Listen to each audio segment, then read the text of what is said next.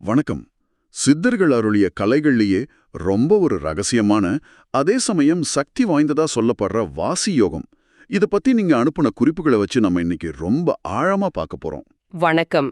நிறைய பேர் இத ஒரு வகையான மூச்சு பயிற்சி, பிராணாயாமம் தான் நினைச்சிட்டு இருக்காங்க. ஆனா நாம பார்க்க போற விஷயங்கள் இது அதெல்லாம் தாண்டி ஒரு முழுமையான உள்முக அறிவியல்னு காட்டுது. ஆமா, ரொம்ப சரியா சொன்னீங்க. இது வெறும் சுவாச பயிற்சி இல்ல, சுவாசத்தையே ஒரு கருவியா பயன்படுத்தி நம்ம உடம்பையும் மனசையும் தாண்டி போற ஒரு பயணம். அப்படியா? உங்க குறிப்புகள் ரொம்ப தெளிவா ஒன்ன சொல்லுது. வாசி யோகத்தோட உச்சக்கட்ட நோக்கம் என்னன்னா, நாம சும்மா சுவாசிக்கிற இந்த காத்த பிரபஞ்சத்தோட உயிர் ஆற்றலா, அதாவது பிராணானா மாத்தணும். ஓஹோ, பிராணனா மாத்தி உடல ஒரு ம், அழியாத நினைக்கு கொண்டு போறது. ஆனா இந்த பயணத்தை ஆரம்பிக்கிறதுக்கு முன்னாடி ஒரு முக்கியமான எச்சரிக்கையை நாம முதல்ல நல்ல மனசுல பதிய வச்சுக்கணும். அது என்ன? ரொம்ப முக்கியமானதா இருக்கணுமே. நாம இன்னைக்கு பேச போறது இந்த கலையோட ஒரு வரைபடத்தை புரிஞ்சுக்கிறதுக்கு மட்டும்தான். இது நீங்களா பயிற்சி செய்யறதுக்கான ஒரு கையேடு கிடையாது. சரி, இது ரொம்ப முக்கியம். குறிப்பா மூச்ச உள்ள நிறுத்துற கும்பகம்னு ஒரு நிலை இருக்கு. அத குருவோட நேரடி பார்வை இல்லாம முயற்சி செஞ்சா ரொம்ப ஆபத்து. நரம்பு மண்டலத்தை, இதயத்தெல்லாம் கூட பாதிக்க வாய்ப்பிருக்கு. புரியுது. அதனால நம்ம நோக்கம் இன்னைக்கு அறிவார்ந்த ஒரு தெளிவு பெறது மட்டும்தான். கண்டிப்பா. பாதுகாப்பும் புரிதலும் தான் முக்கியம். சரி, அப்போ அந்த புரிதலுக்கான பயணத்தை ஆரம்பிக்கலாம். இப்போ இந்த வாசி யோகத்தை ஒரு பில்டிங் கட்டுற மாதிரி பார்த்தா அதுக்கு அஸ்திவாரம்னு ஒன்று இருக்கும்ல, அது என்ன? உடம்பு தயார் செய்யறதுல இருந்து ஆரம்பிக்கலாமா? அருமையான உவமை. அந்த அஸ்திவாரம் 2 விஷயத்தால ஆனதுன்னு உங்க குறிப்புகள் சொல்லுது. ஒன்னு உணவு, இன்னொன்னு இருக்கை. உணவு 6 இருக்கையா? சரி. முதல்ல உணவு. சித்தர்கள் இத மித ஆகாரம்னு சொல்றாங்க. அதாவது அளவான சாப்பாடு. வயிறு முட்ட சாப்பிடவே கூடாதுங்கிறது முதல் ரூல். ஓகே. அரை வயிறு தான் திட உணவு. கால் வயிறு தண்ணி. மீதி கால் வயிறு அது பிராணன் இயங்குறதுக்காக காலியா இருக்கணும். இது செரிமானத்துக்கு உதவுறதை தாண்டி இந்த யோக பயிற்சிக்கு இப்படி குறிப்பிட்ட முறையில உதவுது? நல்ல கேள்வி. இப்போ வயிறு ரொம்ப கனமா இருந்தா உடம்போட சக்தி எல்லாமே அத ஜீரணம் பண்ணவே செலவாயிடும். பிராணனால தங்கு தடை இல்லாம மேல எழும்ப முடியாது. ஆமா, ஒரு மந்த நிலை வந்துரும். அதேதான். அதோட உணவு வகைகள்லயும் கவனம் வேணும். புளி, காரம், உப்பு இந்த மாதிரி ராஜச குணத்தை தூண்டுற உணவுகளை குறைச்சுக்கணும். அப்போ என்ன சாப்பிடலாம்? சாத்விக உணவுகள், பழங்கள், காய்கறிகள், கீரைகள் இதெல்லாம் உடம்ப லேசா வச்சுக்கும், மனசையும் அமைதியா வச்சுக்க உதவும். நாம சாப்பிடுற சாப்பாடு நம்ம எண்ணங்களை உருவாக்குதுன்னு சித்தர்கள் நம்புனாங்க. அப்போ வாசி யோக பயிற்சிங்கிறது பத்மாசனம் போடும்போது ஆரம்பிக்கல, நம்ம தட்டுல என்ன வைக்கிறோங்கிறதுல இருந்தே ஆரம்பிக்குது. இதுவே ஒரு பெரிய பார்வை மாற்றம். ஆமா. சரி, உணவு மூலமா உடம்ப லேசாக்கிட்டோம். அந்த உடம்ப ஒரு நிலையான சரியான கோணத்துல வைக்கிறது தான் அடுத்த கட்டமா இருக்கணும். நீங்க பிராண ஓட்டம் தடைப்படக்கூடாதுன்னு சொன்னீங்க. அப்போ உட்கார முறைக்கு நிச்சயம் பெரிய முக்கியத்துவம் இருக்கும் இல்லையா? மிகச்சரியா கணிச்சிங்க. பத்மாசனம் அல்லது சித்த யோகத்துல உட்காரணும்னு குறிப்புகள் சொல்லுது. ஆனா எந்த ஆசனத்துல உட்கார்ந்தாலும் சரி, ஒரே ஒரு விஷயம் ரொம்ப ரொம்ப முக்கியம். அது என்ன? முதுகு தண்டு. அது எக்தம் நேரா ஒரு கோடு போட்ட மாதிரி இருக்கணும். உங்க குறிப்புகள்ல சொன்ன மாதிரி முதுகு வளைஞ்சா பிராணசக்தி போற முக்கியமான பாதை சுழுமுனை நாடி அது நெறிபட்டுடும். ஆற்றல் ஓட்டம் தடைபடும். இதுல இன்னொரு நுட்பமான விஷயமும் சொல்லியிருக்கேன். குதிகால ஒரு குறிப்பிட்ட இடத்துல வைக்கணும்னு. அது எதுக்காக? மூலாதாரத்திலயா? ஆமா, மூலாதாரம் தான் பிரபஞ்ச சக்தியான குண்டலினி தூங்கிட்டு இருக்கிற இடம்னு சொல்வாங்க. இப்படி உட்காரும்போது பயிற்சியோட ஆரம்பத்திலேயே அந்த சக்தி மையத்தை லேசா தூண்டி அதை மேல எழுப்புறதுக்கான ஒரு முதல் படி இது. இது வெறும் உடல் நிலைப்பாடு இல்ல, ஒரு சக்தி நிலைப்பாடு. ஓகே, அஸ்திவாரம் போட்டாச்சு, உடம்பு தயார். அடுத்ததா இந்த உடம்புக்குள்ள இருக்கிற சக்தி பாதைகளை, அதாவது நாடிகளை சுத்தம் செய்யணும்னு சொல்றாங்க. 72,000 நாடிகள் இருக்கிறதா ஒரு கணக்கு இருக்கு. அத்தனையும் எப்படி சுத்தம் பண்றது? இதுக்கு பேரு நாடி சுத்தி. செய்முறை பார்க்க ரொம்ப சுலபமா தெரியும். வலது நாசிய கட்ட விரலால மூடி இடது நாசி வழியா மெதுவா மூச்சை இழுக்கணும். அப்புறம் மோதிர விரலால இடது நாசிய மூடி வலது நாசி வழியா விடணும். அப்புறம் அப்படியே மாத்தி. ஆமா, அப்புறம் வலதுல இழுத்து இடதுல விடணும். இது ஒரு சுற்று. ஆனா இதோட உண்மையான நுட்பம் இந்த செயல்பாட்டுல இல்ல, அதோட தன்மையில தான் இருக்கு. தன்மைகளியா? அது என்ன? புரியல. மூச்சை இழுக்கும் போதோ விடும்போதோ ஒரு சின்ன சத்தம் கூட வரக்கூடாது. உங்க குறிப்புகள்ல இருக்கிற உதாரணம் ரொம்ப அழகு. மூக்கு பக்கத்துல ஒரு லேசான பஞ்சு இல்லனா ஒரு பட்டு நூல் வச்சா கூட அது அசையக்கூடாதாம். அப்படியா? அந்த அளவுக்கு மூச்சு மென்மையா நிதானமா இருக்கணும். நோக்கம் வேகமா காத்த உள்ள வெளிய விடுறதில்ல. நரம்பு மண்டலத்தை அமைதிப்படுத்தி இடக்கலை பிங்கலைன்னு சொல்ற 2 முக்கிய நாடிகள்ல பிராண ஓட்டத்தை சமன்படுத்துறது தான். ஆஹா, அப்போ நாடி சுத்தியோட வெற்றியே மூச்சு கிட்டத்தட்ட இல்லாம இருக்கிற மாதிரி செய்யறது தான். இது கேட்கவே ஒரு தியான நிலை மாதிரி இருக்கு. சரி, உடலும் சக்தி பாடைகளும் இப்போ தூய்மையாயிடுச்சு. இனிதான் அசல் கதை ஆரம்பிக்குது. ஆமாம். வாசியோகத்தோட இதய பகுதியான மூச்சை உள்ளிழுப்பது பூரகம், அப்புறம் வெளிவிடுவது ரேசகம். ஆமா. ஆனா இங்கதான் நாம மூச்சு பயிற்சிங்கிற வார்த்தையிலிருந்து விலகி ஆற்றல் பயிற்சிங்கிற தளத்துக்குள்ள போறோம். ஆற்றல் பயிற்சியா?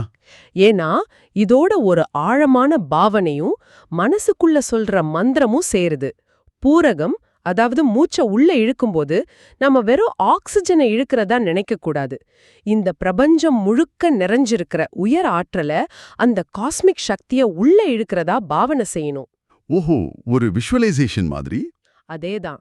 அந்த நேரத்துல மனசுக்குள்ள வா அப்படிங்கிற ஒலி ஒரு மந்திரம் மாதிரி கேட்கணும். ஒரு நிமிஷம். வா, அதாவது பிரபஞ்ச சக்திய உள்ள வான்னு கூப்பிடுற மாதிரி. அப்போ வாசியில வா இதுதானா? அப்போ சி? சரியா புடிச்சிங்க. ரேசகம், அதாவது மூச்சை வெளிய விடும்போது நம்ம உடம்புல இருக்கிற நோய்கள், மனசுல இருக்கிற கவலைகள், தேவையில்லாத எண்ணங்கள், இப்படி எல்லா நெகட்டிவ் விஷயங்களும் கழிவுகளா வெளியே போறதா பாவனை செய்யணும். சரி. கழிவுகளை வெளியேற்றுறது.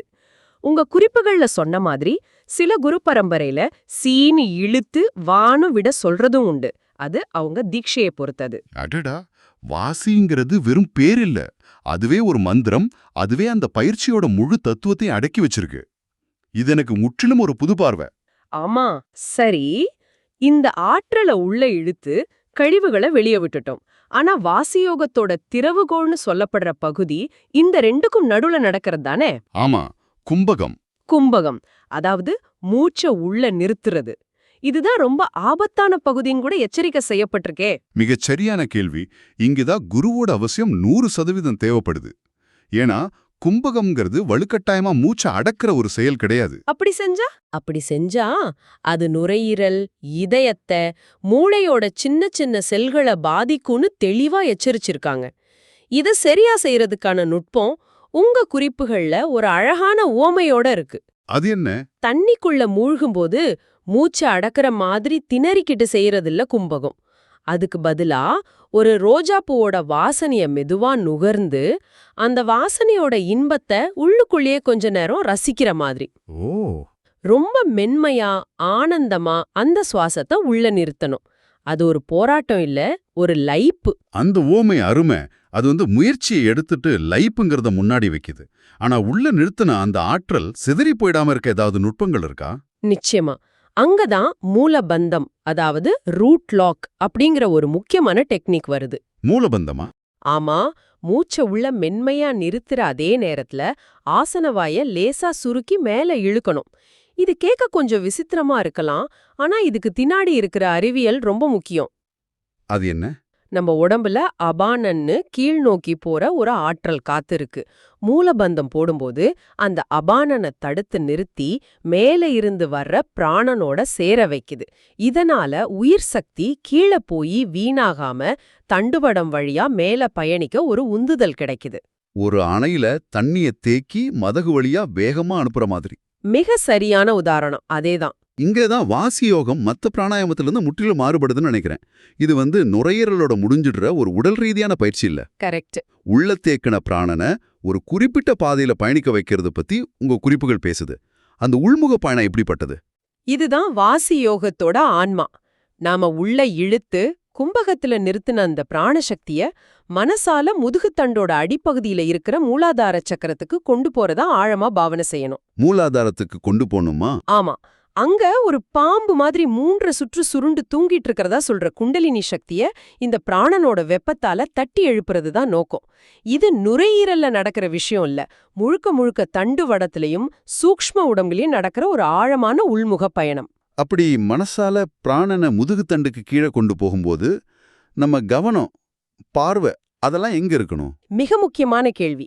கவனம், அதாவது திருஷ்டி புருவ மத்தியில ஆக்யா சக்கரத்துல நிலைச்சிருக்கணும். கண்ணு மூடி இருந்தாலும் உங்க உள் பார்வை புருவ மத்திக்கு குவிஞ்சிருக்கணும். ஓஹோ.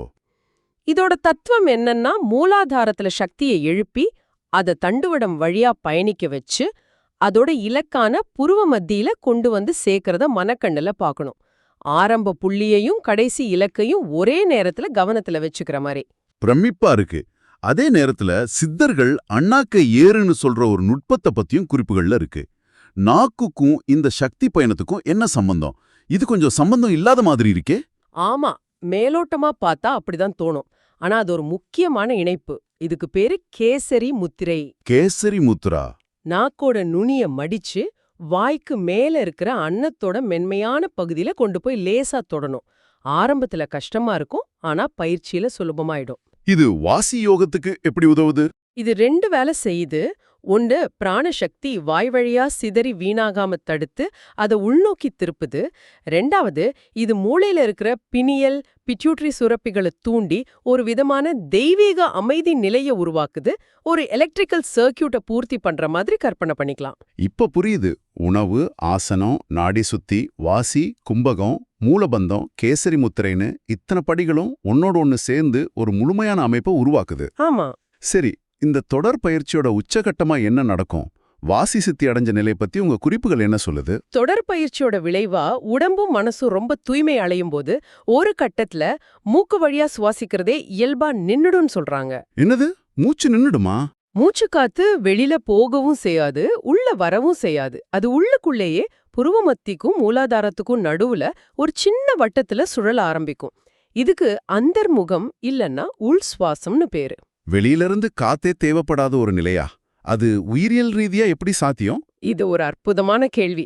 சித்தர்களோட பார்வையில அந்த நிலையில உடம்பு தனக்கு தேவையான பிராணனை வெளியே இருந்து எடுக்க வேண்டிய அவசியமே இல்ல. அது உள்ள இருந்தே உற்பத்தி செஞ்சுக்கிற நிலைக்கு போயிடுது. ஓஹோ.